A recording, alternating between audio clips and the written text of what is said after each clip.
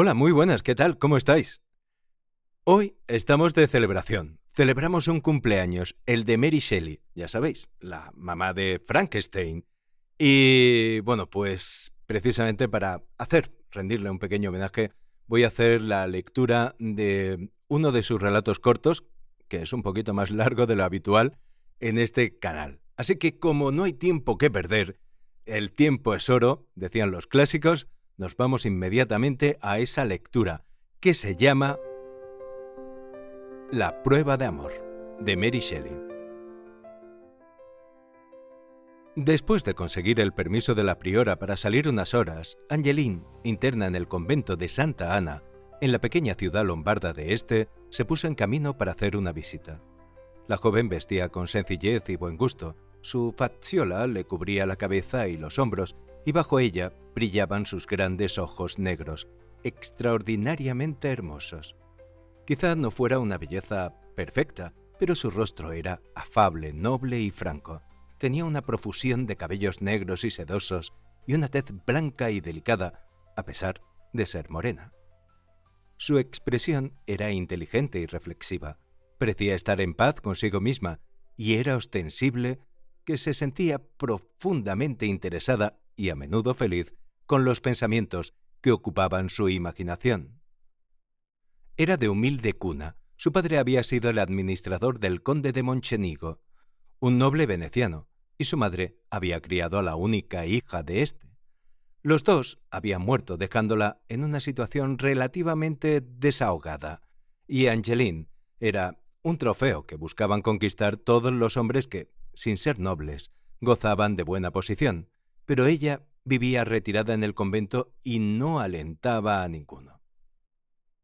Llevaba muchos meses sin abandonar sus muros y sintió algo parecido al miedo cuando se encontró en medio del camino que salía de la ciudad y ascendía por las colinas Euganei hasta Villa Monchenigo, su lugar de destino. Conocía cada palmo del camino. La condesa de Monchenigo había muerto al dar a luz su segundo hijo y desde entonces la madre de Angeline había residido en la villa. La familia estaba formada por el conde, que salvo algunas semanas de otoño estaba siempre en Venecia, y sus dos hijos. Ludovico, el primogénito, había sido enviado en edad temprana a Padua para recibir una buena educación, y solo vivía en la villa Faustina, 5 años menor que Angeline. Faustina era la criatura más adorable del mundo. A diferencia de los italianos, tenía los ojos azules y risueños, la tez luminosa y los cabellos color caoba. Su figura ágil, esbelta y nada angulosa recordaba a una sílfide. Era muy bonita, vivaz y obstinada, y tenía un encanto irresistible que empujaba a todos a ceder alegremente ante ella. Angeline parecía su hermana mayor. Se ocupaba de ella y le consentía todos los caprichos. Una palabra o una sonrisa de Faustina lo podían todo. La quiero demasiado, decía a veces, pero soportaría cualquier cosa antes que ver una lágrima en sus ojos. Era propio de Angeline no expresar sus sentimientos, los guardaba en su interior, donde crecían hasta convertirse en pasiones. Pero unos excelentes principios y la devoción más sincera impedían que la joven se viera dominada por ellas. Angeline se había quedado huérfana 3 años antes, cuando había muerto su padre, y Faustina y ella se habían trasladado al convento de Santa Ana en la ciudad de Este. Pero un año más tarde, Faustina, que entonces tenía 15 años, había sido enviada a completar su educación a un famoso convento de Venecia, cuyas aristocráticas puertas estaban cerradas a su humilde compañera. Ahora, a los 17 años, después de finalizar sus estudios, había vuelto a casa y se disponía a pasar los meses de septiembre y octubre en Villa Monchenigo con su padre. Los dos habían llegado aquella misma noche y Angeline había salido del convento para ver y abrazar a su amiga del alma. Había algo muy maternal en los sentimientos de Angeline. 5 años es una diferencia considerable entre los 10 y los 15 años, y muy grande entre los 17 y los 22. Mi querida niña, pensaba Angeline, mientras iba andando. Debe de haber crecido mucho, e imagino que estará más hermosa que nunca. ¡Qué ganas tengo de verla con su dulce y pícara sonrisa! Me gustaría saber si ha encontrado a alguien que la mimara tanto como yo en su convento veneciano. Alguien que asumiera la responsabilidad de sus faltas y que le consintiera sus caprichos. Aquellos días no volverán. Ahora estará pensando en el matrimonio. Me pregunto si habrá sentido algo parecido al amor. Suspiró. Pronto lo sabré. Estoy segura de que me lo contará todo. Ojalá pudiera abrirle mi corazón. Detesto tanto secreto y tanto misterio, pero he de cumplir mi promesa y dentro de un mes habrá acabado todo. Dentro de un mes conoceré mi destino. Dentro de un mes. ¿Lo veré a él entonces? ¿Volveré a verlo algún día? Pero será mejor que olvide todo eso y piense únicamente en Faustina, mi dulce y entrañable Faustina. Angeline subía lentamente la colina cuando oyó que alguien la llamaba, y en la terraza que dominaba el camino, apoyada en la balaustrada, se hallaba la querida destinataria de sus pensamientos, la bonita Faustina, la pequeña hada. En la flor de la vida, sonriendo de felicidad, Angeline sintió un cariño aún mayor por ella. No tardaron en abrazarse. Faustina reía con ojos chispeantes y empezó a contarle todo lo sucedido en aquellos 2 años, y se mostró obstinada e infantil, aunque tan encantadora y cariñosa como siempre. Angeline la escuchó con alegría, contemplando extasiada y en silencio los hoyuelos de sus mejillas, el brillo de sus ojos y la gracia de sus ademanes. No habría tenido tiempo de contarle su historia, aunque hubiese querido. Faustina hablaba tan deprisa. «¿Sabes, Angelineta mía?», exclamó, «que me casaré este invierno». «¿Y quién será tu señor esposo?». «Todavía no lo sé, pero lo encontraré en el próximo carnaval. Debe ser muy noble y muy rico, dice papá, y yo digo que debe ser muy joven, tener buen carácter y dejarme hacer lo que yo quiera, como siempre has hecho tú, querida Angeline». Finalmente, Angeline se levantó para despedirse. A Faustina no le agradó que se marchara, quería que pasara la noche con ella, y señaló que enviaría a alguien al convento para conseguir permiso de la priora. Pero Angeline, sabiendo que esto era imposible, estaba decidida a irse y convenció a su amiga de que la dejara partir. Al día siguiente, Faustina visitaría personalmente el convento para ver a sus antiguas amistades, y Angeline podría regresar con ella por la noche si lo permitía la priora. Una vez discutido este plan, las 2 jóvenes se separaron con un abrazo, y mientras bajaba con paso ligero, Angeline levantó la mirada y vio cómo Faustina, muy sonriente, le decía adiós con la mano desde la terraza. Angeline estaba encantada con su amabilidad, su hermosura, la animación y viveza de su conducta y de su conversación. Faustina ocupó al principio todos sus pensamientos, pero en una curva del camino, cierta circunstancia le trajo otros recuerdos. «Oh, qué feliz seré si él demuestra haberme sido fiel», pensó. «Con Faustina, Hipólito, será como vivir en el paraíso». Y luego rememoró cuánto había ocurrido en los 2 últimos años. Del modo más breve posible, seguiremos su ejemplo. Cuando Faustina partió para Venecia, Angeline se quedó sola en el convento. Aunque era una persona retraída, Camilla de la Toretta, una joven dama de Bolonia, se convirtió en su mejor amiga. El hermano de Camila vino a visitarla, y Angeline la acompañó al locutorio para recibirlo. Hipólito se enamoró desesperadamente de ella y consiguió que Angeline le correspondiera. Todos los sentimientos de la joven eran sinceros y apasionados. Sin embargo, sabía atemperarlos y su conducta fue irreprochable. Hipólito, por el contrario, era impetuoso y vehemente. La amaba ardientemente y no podía tolerar que nada se opusiera a sus deseos. Decidió contraer matrimonio, pero, como pertenecía a la nobleza, temía la desaprobación de su padre. mas era necesario pedir su consentimiento y el anciano aristócrata, presa del temor y de la indignación, llegó a éste, dispuesto a adoptar cualquier medida que separase para siempre a los dos enamorados. La dulzura y la bondad de Angeline mitigaron su cólera y el abatimiento de su hijo le movió a compasión. Desaprobaba el matrimonio, pero comprendía que Hipólito deseara unirse a tanta hermosura y gentileza. Pero después pensó que su hijo era muy joven y podía cambiar de parecer, y se reprochó a sí mismo haber dado tan fácilmente su consentimiento. Por ese motivo llegó a un compromiso. Les daría su bendición un año más tarde, siempre que la joven pareja se comprometiera con el más solemne juramento a no verse ni escribirse durante ese intervalo. Quedó sobreentendido que sería un año de prueba y que no habría ningún compromiso hasta que éste expirara, y si permanecían fieles, su constancia sería premiada. No hay duda de que el padre creía e incluso esperaba que en aquel periodo de ausencia los sentimientos de Hipólito cambiarían y que éste entablaría una relación más conveniente. Arrodillados ante una cruz, los dos enamorados prometieron un año de silencio y de separación.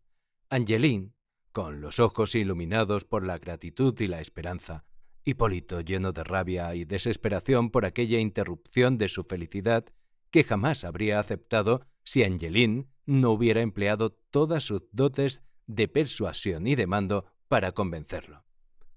Pues la joven había afirmado que, a menos que obedeciera a su padre, ella se encerraría en su celda y se convertiría voluntariamente en una prisionera, hasta que terminara el tiempo prescrito. De modo que Hipólito prestó juramento e inmediatamente después partió hacia París. Faltaba solo un mes para que expirara el año, y no es de extrañar que los pensamientos de Angeline pasaran de su dulce Faustina al destino que la esperaba.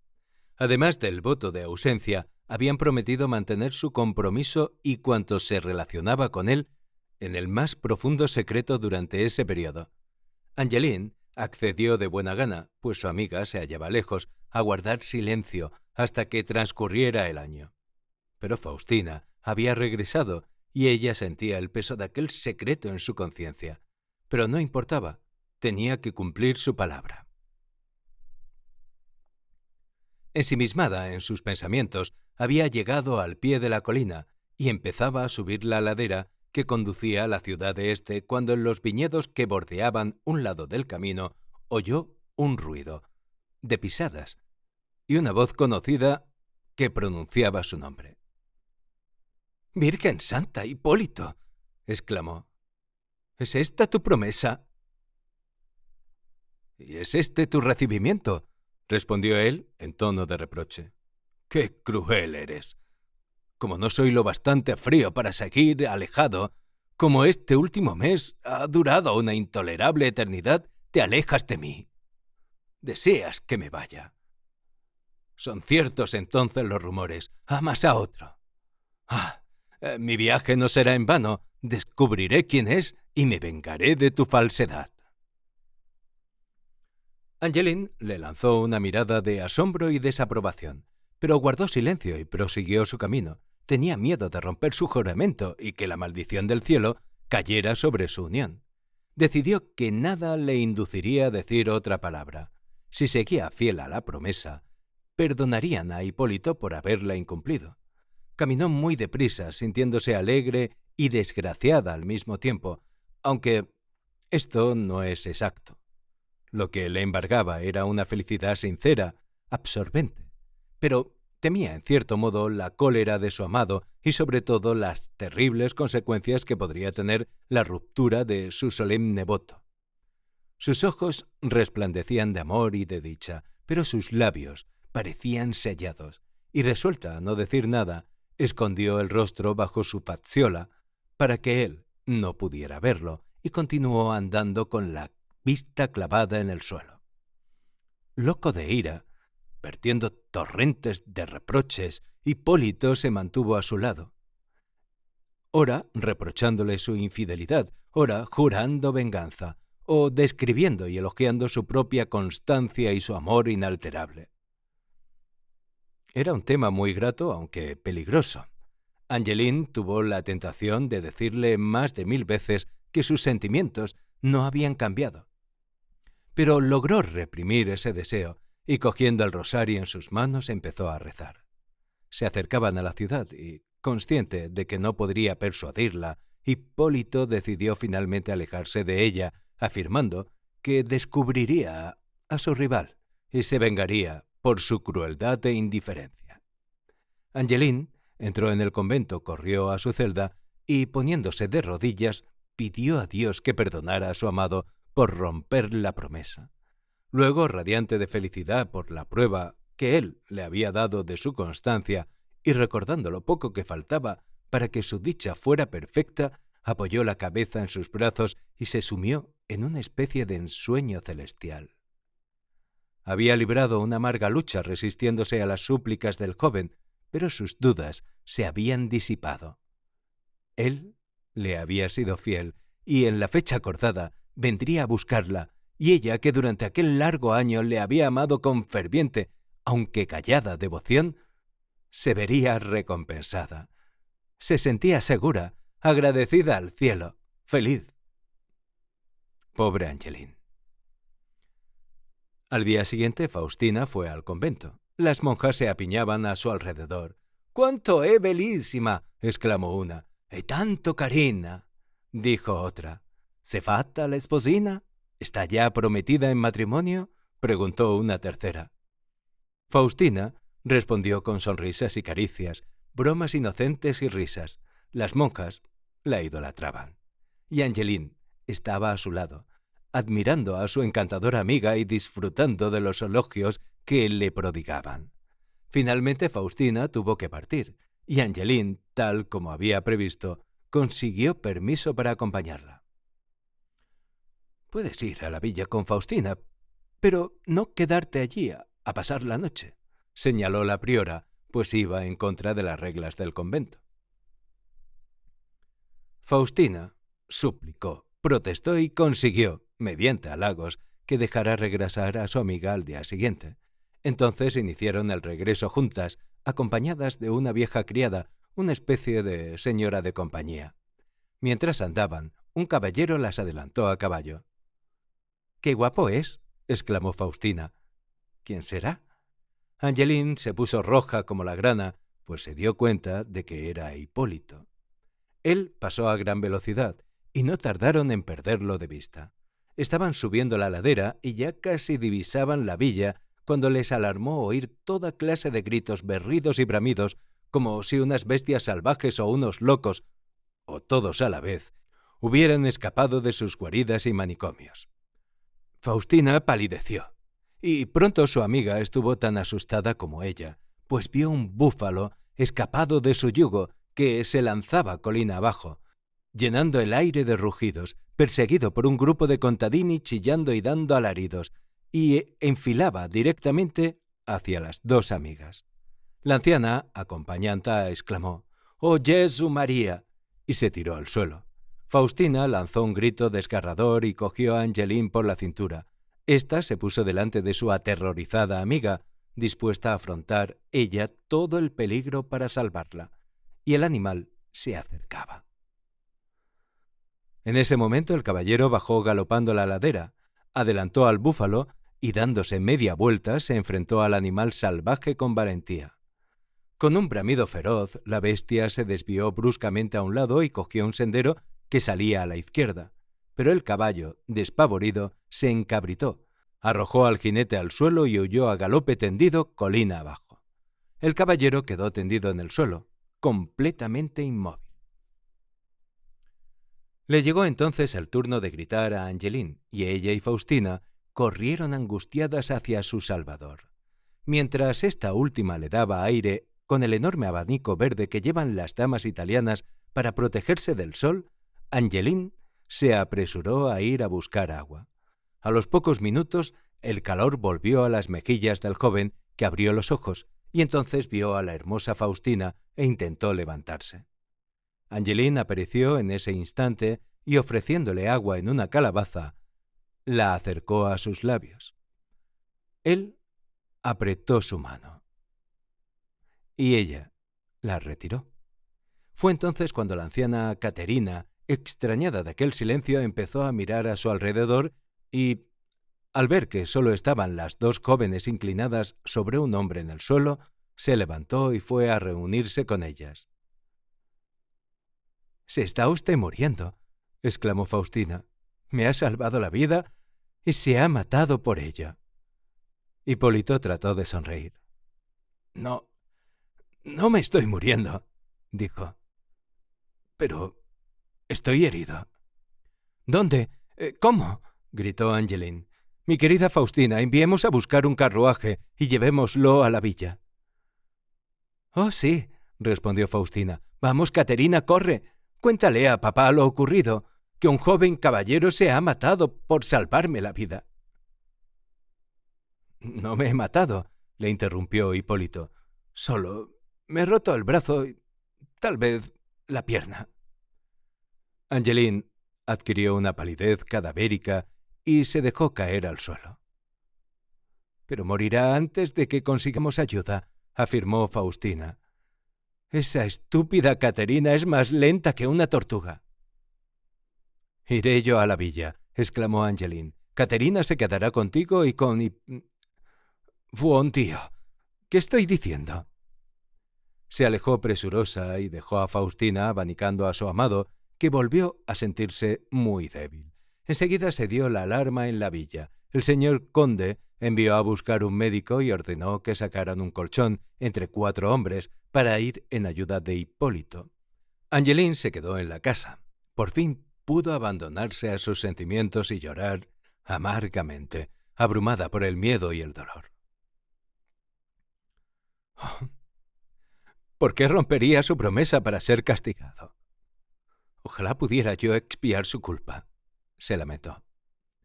No tardó, sin embargo, en recobrar el ánimo, y cuando entraron con Hipólito, le había preparado la cama y había cogido las vendas que había creído necesarias.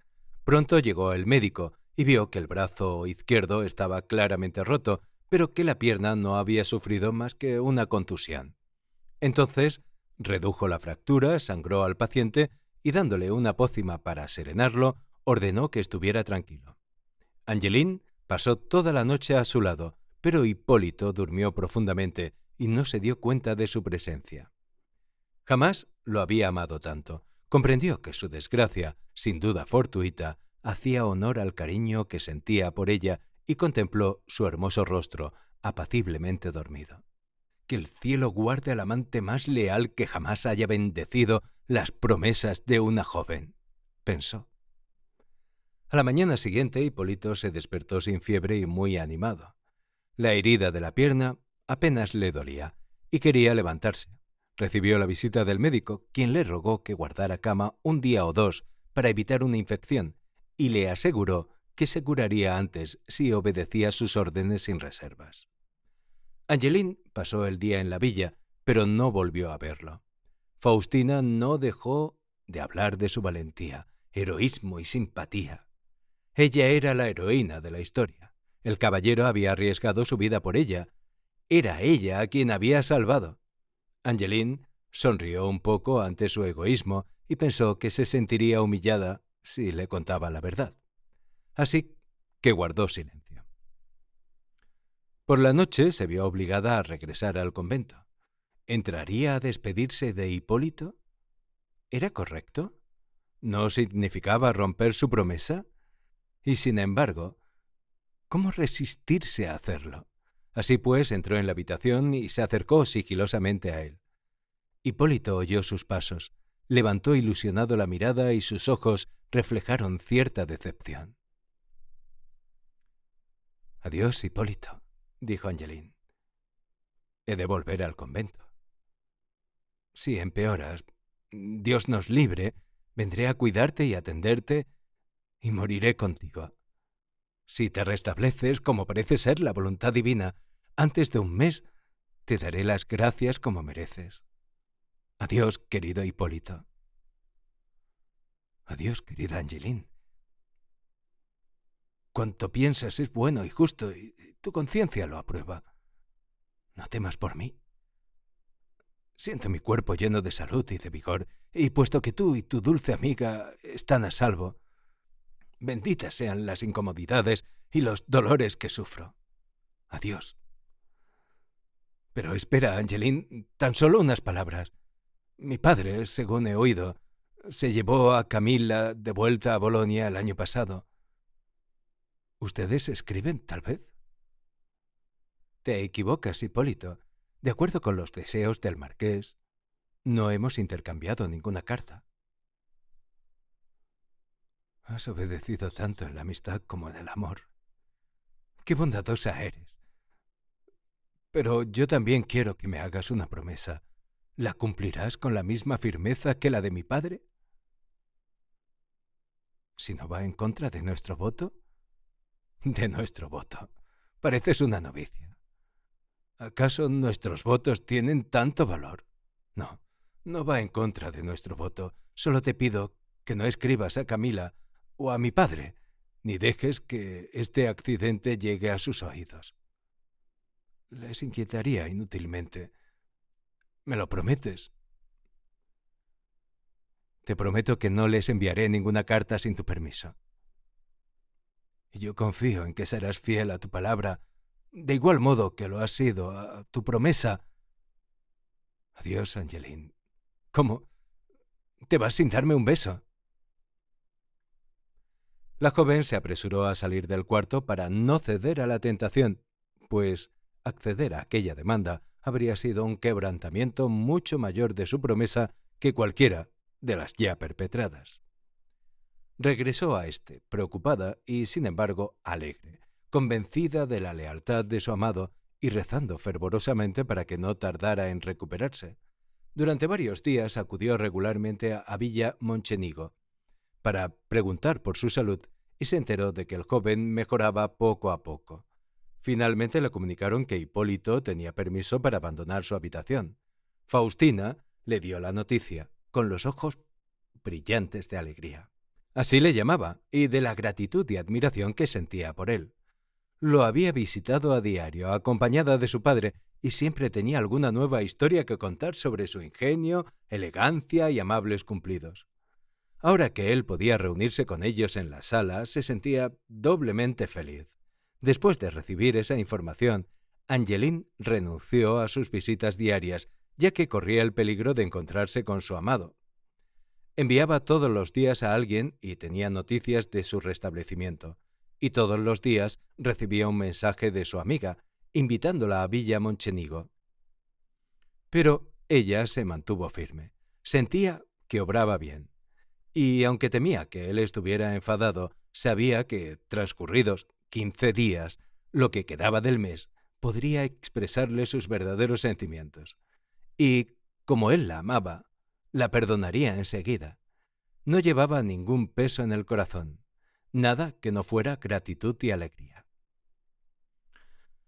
Todos los días Faustina le suplicaba que fuera, y aunque sus ruegos se volvieron cada vez más apremiantes, Angeline siguió dándole excusas.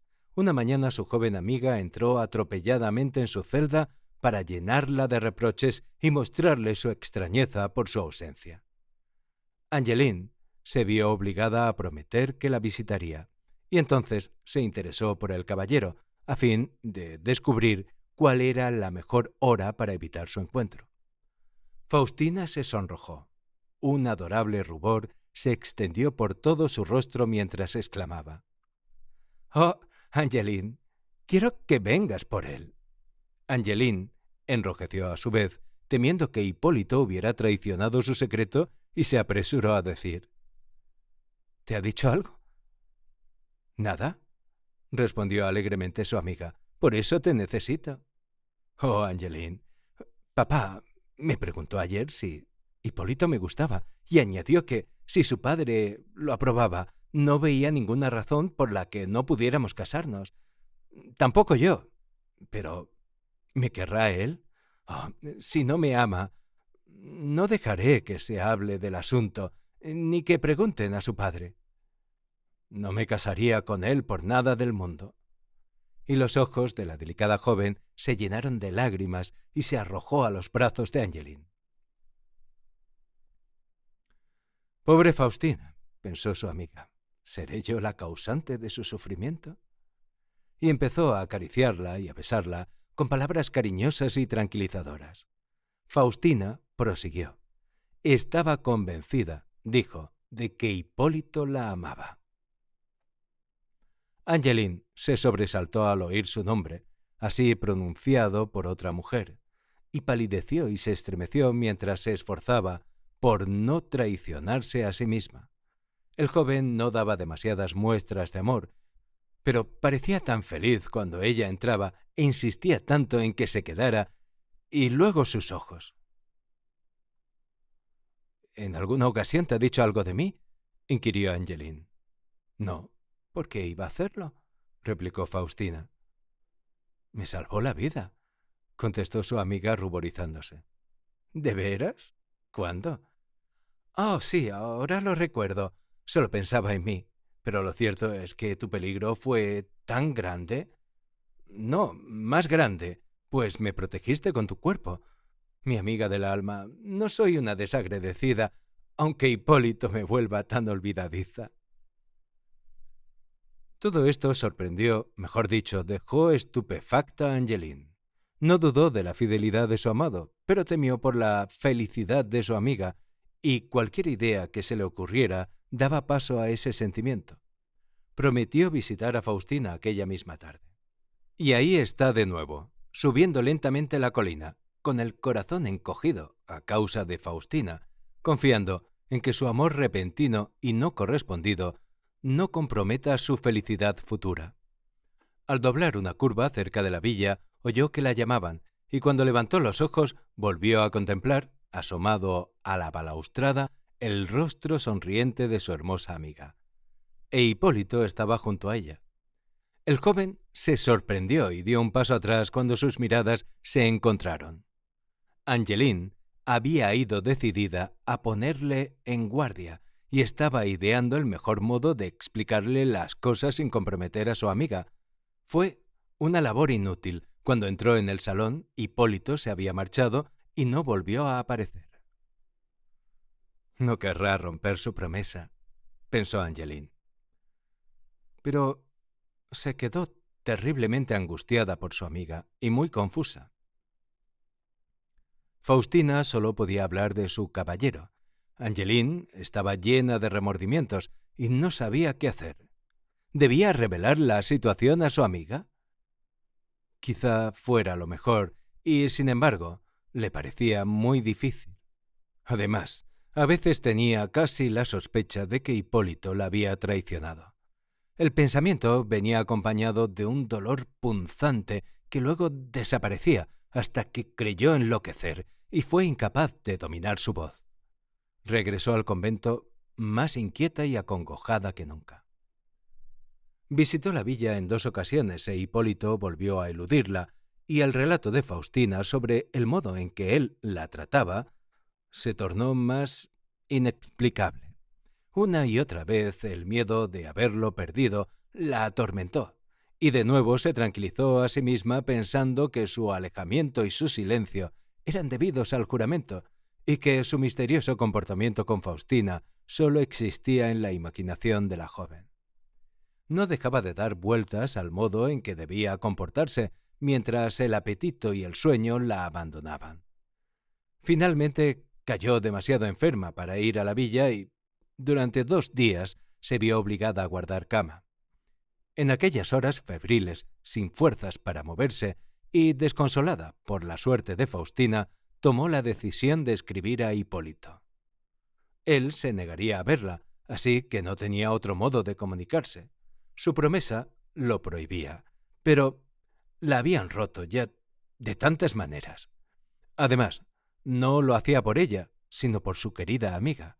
Pero ¿qué pasaría si la carta llegaba a manos extrañas y si Hipólito pensaba abandonarla por Faustina? Entonces el secreto quedaría enterrado para siempre en su corazón. Por ese motivo, resolvió escribir su misiva sin que nada la traicionara ante una tercera persona. No fue una tarea fácil, pero finalmente la llevó a cabo. El señor caballero sabría disculparla, confiaba. Ella era Siempre había sido como una madre para la señorita Faustina. La amaba más que a su vida. El señor caballero estaba actuando, quizá, de un modo irreflexivo. ¿Comprendía sus palabras? Y, aunque no tuviese ninguna intención, la gente haría conjeturas.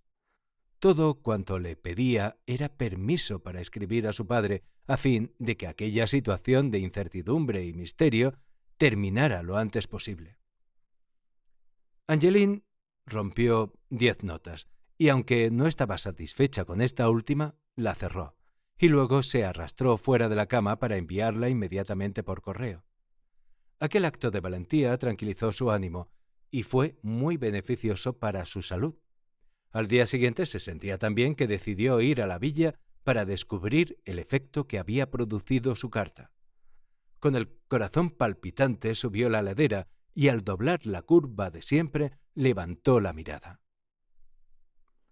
No había ninguna Faustina en la balaustrada, y no era de extrañar, pues nadie la esperaba.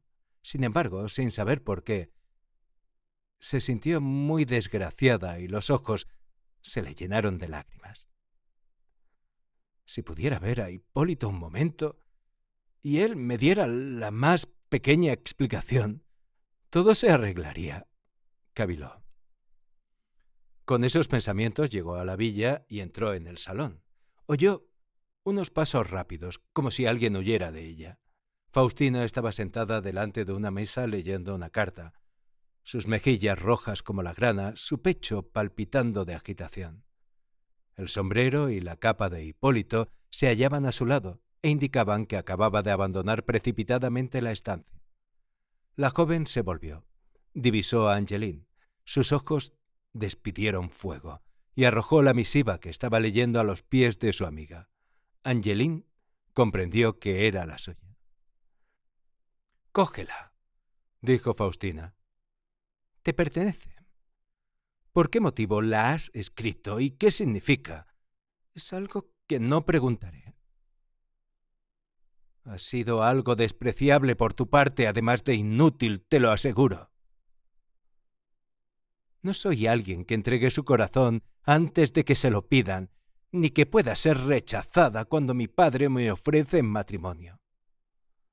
«Coge tu carta, Angeline. Oh, yo nunca creí que te comportarías así conmigo». Angeline seguía allí como si la escuchara, pero no oía una sola palabra, completamente inmóvil, las manos enlazadas con fuerza, los ojos anegados en lágrimas y fijos en su carta. «Te digo que la cojas», exclamó Faustina con impaciencia, dando una patada en el suelo con su pequeño pie. «Ha llegado demasiado tarde. Fueran cuales fueran tus intenciones, Hipólito ha escrito a su padre pidiéndole su consentimiento para nuestra boda. Mi padre también lo ha hecho». Angeline se estremeció y miró con ojos desorbitados a su amiga. «Es cierto. ¿Acaso lo dudas? ¿Quieres que llame a Hipólito para que confirme mis palabras?» Faustina se dirigió a ella exultante. Angeline, muda de espanto, se apresuró a coger la carta y abandonó la sala. Y la casa. Bajó la colina y regresó al convento. Con el corazón al rojo vivo, sintió su cuerpo poseído por un espíritu que no era el suyo. No lloraba, pero sus ojos parecían a punto de salirse de las órbitas, y sus miembros se contraían espasmódicamente. Corrió a su celda, se arrojó al suelo, y entonces pudo estallar en llanto. Después de derramar torrentes de lágrimas, consiguió rezar. Y más tarde, cuando recordó que su sueño de felicidad había terminado para siempre, deseó la muerte. A la mañana siguiente abrió los ojos de mala gana y se levantó. Era de día y todos debían levantarse y seguir adelante, y ella entre los demás, aunque el sol ya no brillase como antes y el dolor convirtiera su vida en un tormento. No pudo evitar sobresaltarse cuando, poco después, le informaron que un caballero deseaba verla. Buscó refugio en un rincón y rehusó bajar al locutorio. La portera regresó un cuarto de hora más tarde. El joven se había marchado, pero le había escrito una nota y le entregó la misiva. Estaba sobre la mesa, delante de Angeline, pero le traía sin cuidado abrirla. Todo había terminado, y no necesitaba aquella confirmación. Finalmente, muy despacio y sin esfuerzo, rompió el sello. Estaba fechada el día en que expiraba el año. Las lágrimas asomaron a sus ojos, y entonces nació en su corazón la cruel esperanza de que todo fuera un sueño, y de que ahora que la prueba de amor llegaba a su fin, él la reclamara como suya. Empujada por esta incierta suposición, se enjugó las lágrimas y leyó las siguientes palabras. He venido a excusarme por mi bajeza. Rehusas verme y yo te escribo, pues, aunque siempre seré un hombre despreciable para ti, no pareceré peor de lo que soy. Recibí tu carta en presencia de Faustina y ella reconoció tu letra. Conoces bien su obstinación, su impetuosidad. No pude impedir que me la arrebatara. No añadiré nada más. Debes de odiarme, y sin embargo tendrías que compadecerme, pues soy muy desdichado. Mi honor está ahora comprometido. Todo terminó antes de que yo empezara a ser consciente del peligro. Pero ya no se puede hacer nada. No encontraré la paz hasta que me perdones, y sin embargo, merezco tu maldición. Faustina no sabe nada de nuestro secreto. Adiós. El papel cayó de las manos de Angeline. Sería inútil describir los diversos sufrimientos que soportó la infortunada joven. Su piedad, resignación y carácter noble y generoso acudieron en su ayuda, y le sirvieron de apoyo cuando sentía que sin ellos podía morir. Faustina le escribió para decirle que le hubiera gustado verla, pero que Hipólito era reacio a la idea. Habían recibido la respuesta del marqués de Toretta, un feliz consentimiento. Pero el anciano se hallaba enfermo y todos se marchaban a Bolonia. A la vuelta hablarían. Su partida ofreció cierto consuelo a la desdichada joven, y no tardó en prodigárselo. También una carta del padre de Hipólito llena de alabanzas de su conducta. Su hijo se lo había confesado todo, escribía. Ella era un ángel. El cielo la premiaría. Pero su recompensa sería aún mayor si se dignaba perdonar a su infiel enamorado. Responder a esa misiva alivió el dolor de la joven, que desahogó su pena y los pensamientos que la atormentaban, escribiéndola.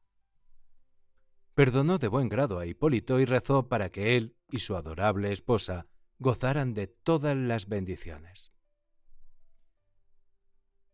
Hipólito y Faustina contrajeron matrimonio y pasaron 2 o 3 años en París y en el sur de Italia. Ella fue inmensamente feliz al principio, pero pronto el mundo cruel y el carácter ligero e inconstante de su marido infligieron 1000 heridas en su joven corazón. Echaba de menos la amistad y la comprensión de Angeline, apoyar la cabeza en su pecho y ser consolada por ella. Propuso una visita a Venecia. Hipólito accedió y de camino pasaron por este. Angeline había tomado el hábito en el convento de Santa Ana. Se sintió muy complacida, por no decir feliz, de su visita. Escuchó con gran sorpresa las penas de Faustina y se esforzó por consolarla. También vio a Hipólito con enorme serenidad, pues sus sentimientos habían cambiado. No era el ser que ella había amado, y comprendió que, de haberse casado con él, con su profunda sensibilidad y sus elevadas ideas sobre el honor, se habría sentido incluso más decepcionada que Faustina. La pareja llevó la vida que suelen llevar los matrimonios italianos. Él era amante de las diversiones, inconstante, despreocupado. Ella se consolaba con un cavaliere servente. Angeline, consagrada a Dios, se asombraba de todo aquello y de que alguien pudiera cambiar con tanta ligereza sus afectos, para ella tan sagrados e inmutables.